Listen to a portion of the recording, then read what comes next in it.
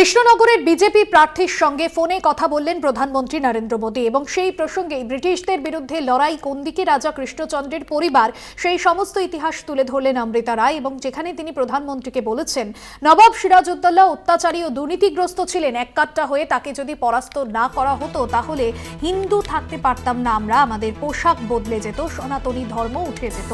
এমনটাই মোদীকে ফোনে বলেছেন কৃষ্ণনগরের রাজপরিবারের সদস্য অমৃতা রায়।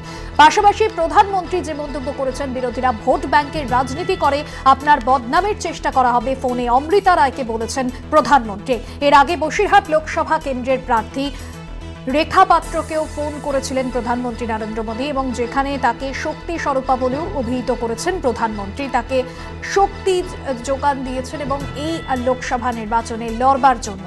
পাশাপাশি অমৃতা রায় কৃষ্ণনগরের বিজেপি প্রার্থী, তার সঙ্গেও ফোনে কথা হয় প্রধানমন্ত্রী নরেন্দ্র মোদীর এবং যেখানে কৃষ্ণনগরের রাজপরিবারের ইতিহাস উল্লেখ করেন অমৃতা রায় এবং তিনি বলেছেন সিরাজউদ্দৌলা, নবাব সিরাজউদ্দৌলা তিনি রীতিমতো দুর্নীতিগ্রস্ত ছিলেন, অত্যাচারী ছিলেন, এক কাট্টা হয়ে তাকে পরাস্ত করেন রাজা কৃষ্ণচন্দ্র জগৎ শেট্রা, না হলে আমরা হিন্দু থাকতে পারতাম না। এমনটাই কিন্তু মন্তব্য করেছেন তিনি, কৃষ্ণনগরের রাজপরিবারের সদস্য অমৃতা রায়। নবাব সিরাজউদ্দৌলা অত্যাচারী ও দুর্নীতিগ্রস্ত ছিলেন, এক কাট্টা হয়ে তাকে পরাস্ত করেন রাজা কৃষ্ণচন্দ্র জগৎ শেট্রা, না হলে আমরা হিন্দু থাকতে পারতাম না, আমাদের পোশাক বদলে যেত। মোদীকে ফোনে বললেন কৃষ্ণনগরের রাজপরিবারের সদস্য অমৃতা রায়। পাশাপাশি প্রধানমন্ত্রী অমৃতা রায়কে তিনি আশ্বস্ত করেছেন এবং যেখানে তিনি বলেছেন বিরোধীরা ভোট ব্যাংকের রাজনীতি করে, এমনটাই প্রধানমন্ত্রী নরেন্দ্র মোদী তিনি ফোনে বলেছেন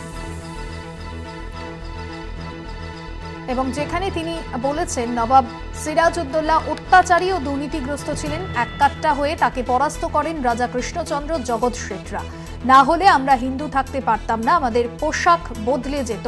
এমনটাই বলেছেন অমৃতা রায়। কৃষ্ণনগরের বিজেপি প্রার্থী নরেন্দ্র মোদীকে ফোনে কথা হয় অমৃতা।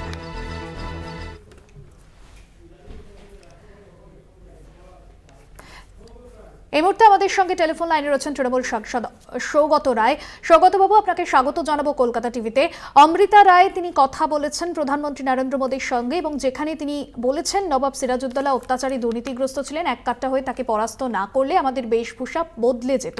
কিভাবে দেখছেন আপনি এই বক্তব্যকে? এটা তো জমিদারদের বক্তব্য, সামন্ততান্ত্রিকদের বক্তব্য। সিরাজউদ্দৌলা প্রত্যক্ষভাবে ব্রিটিশের বিরুদ্ধে লড়েছিলেন, আর মির্জাফর, জগৎ শেঠ, উমিচাঁদ, কৃষ্ণচন্দ্রের বংশধররা এরা সিরাজউদ্দৌলার বিরোধিতা করে ব্রিটিশকে সমর্থন করেছে। তার ফলে শ্রীমতী অমৃতা রায় জেনে বা না জেনে যারা ব্রিটিশের ভক্ত ছিল, যারা ভারতবর্ষের সাথে বিশ্বাসঘাতকতা করেছে, তাদের সমর্থন। মানুষ বুঝবেন যে এইসব ফিউডাল লোকেরা যদি রাজনীতিতে জায়গা পায় তাহলে আমাদের গণতন্ত্র ক্ষতিগ্রস্ত হয়। তবে এটাই বিজেপি তো বেসিক্যালি জমিদারদের পার্টি, বড় লোকদের পার্টি, তাই ওটা ভালোই বেছেছে অমৃতা রায়। বেশ, ধন্যবাদ জানাবো আপনাকে। তৃণমূল সাংসদ সৌগত রায় ছিলেন আমাদের সঙ্গে ফোন লাইনে। আপনাদের জানিয়ে রাখবো, ব্রিটিশদের বিরুদ্ধে লড়াই কোন দিকে রাজা কৃষ্ণচন্দ্রের পরিবার, এ নিয়ে মত প্রকাশ করেছেন প্রধানমন্ত্রী নরেন্দ্র মোদীকে ফোনে জানিয়েছেন যে বিষয় তিনি দাবি করেছেন যে নবাব সিরাজউদ্দৌলা তিনি অত্যাচারী ছিলেন, দুর্নীতিগ্রস্ত ছিলেন, তাকে পরাস্ত করেছে রাজা কৃষ্ণচন্দ্র ও জগৎ শেট্রা, না হলে আমরা হিন্দু থাকতে পারতাম না। কৃষ্ণনগরের বিজেপি প্রার্থী অমৃতা রায় ফোন আলাপে প্রধানমন্ত্রী নরেন্দ্র মোদীকে ঠিক কি দাবি করেছেন শোনাবো।